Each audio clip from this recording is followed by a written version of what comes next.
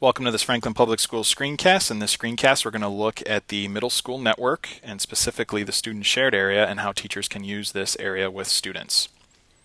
So here I am already logged into my laptop. I know I'm logged into the network because I see my drives have already mounted over here on the right side. We are specifically talking about the student's drive. So let's open that up and take a look in there. As a teacher, when you come in here, you will see two folders, and the students also see the same two folders. So let's talk about what these folders are. The first is the shared area, and we'll go into some detail with how you can use that in a second. The second is the FP student area. This is where all of the students' individual folders are kept. And when I click on this, you'll notice that they're first sorted by the year of the student. So the current 8th grade is the class of 2015. So if I were to click on this, you would see all of their student folders appear. If I go into the class of 2016, that is where all of the 7th grade student folders are kept.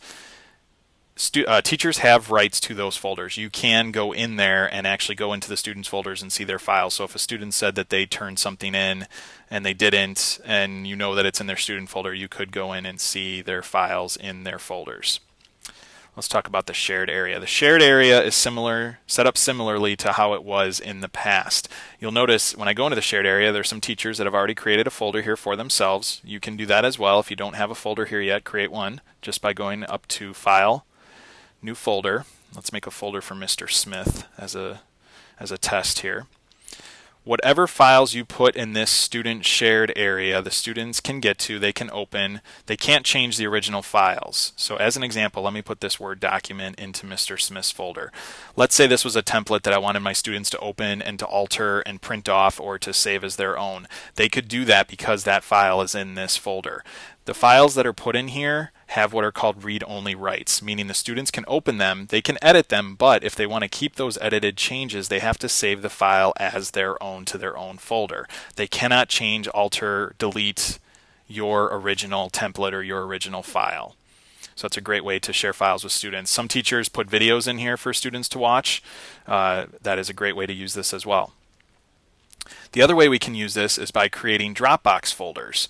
A Dropbox folder is a folder that students can drop their files into to turn them in digitally.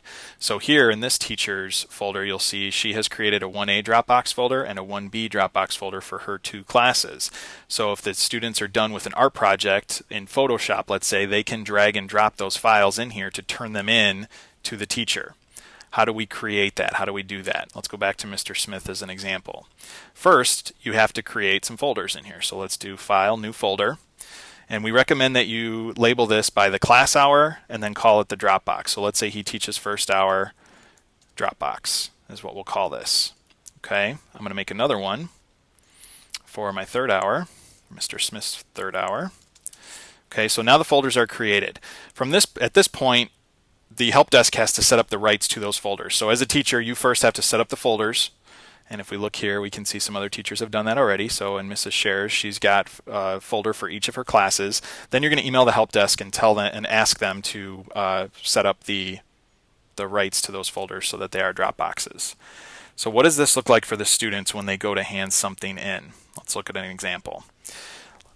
Let's pretend I'm logged in as a student and I'm looking at my student folder, and I blurred out the names here to protect student privacy. So here's my student folder, and let's say I was doing a project for my computer class. Here is that project that I want to turn in. One good tip that we're recommending is that whenever students make a file and they save it somewhere in their student folder, have them save it with their last name dash topic. So in this case, this student would type his or her last name dash, and this is photo number 1 for whatever computer project.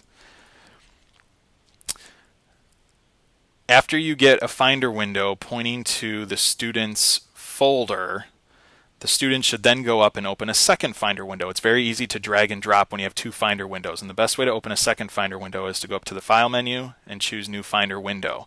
That opens a second window. So the first window should point to the student's folder. The second window, the student would then direct to that Dropbox, wherever that Dropbox is. So here, let's pretend this is where we want to turn this in. And then what has to happen is the student has to drag and drop the file to that folder. But there is one extra step that is new this year. When the student drags and drops the file, they should hold the Option key on the keyboard. what does this do? Because they're moving a file from their student folder to the Dropbox, this will leave the original file in their own folder, and by holding the Option key, it'll make a copy of it and put the copy in the Dropbox. It's just a good tip to know.